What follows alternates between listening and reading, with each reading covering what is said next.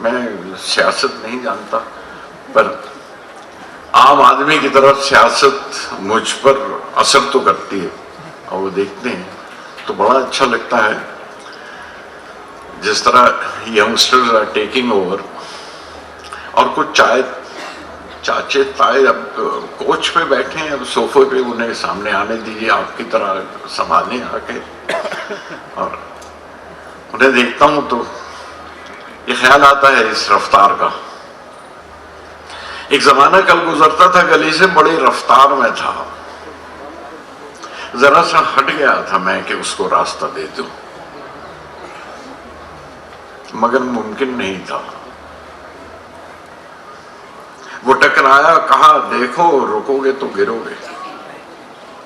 نہ جانے کب کلائی پھنس گئی اس کی ہزاروں انگلیوں میں، کھسکتا ڈگمگاتا اٹھتا گرتا چل رہا ہوں۔ میں خود سے کہہ رہا ہوں اب زمانہ چل رہا ہے، تم رکو گے تو گرو گے۔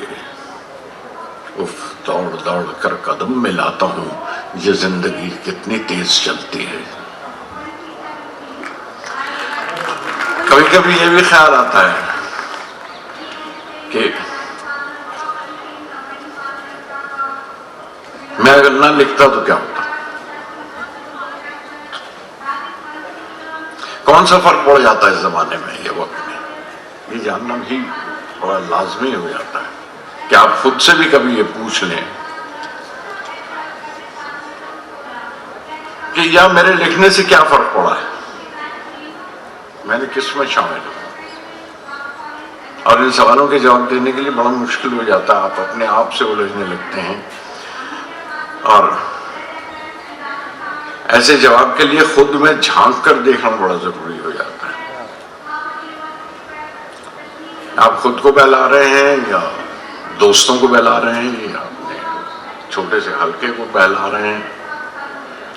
اور ذرا سختی سے اگر آپ خود سے پوچھیں تو یہ پوچھنا پڑتا ہے کہ آپ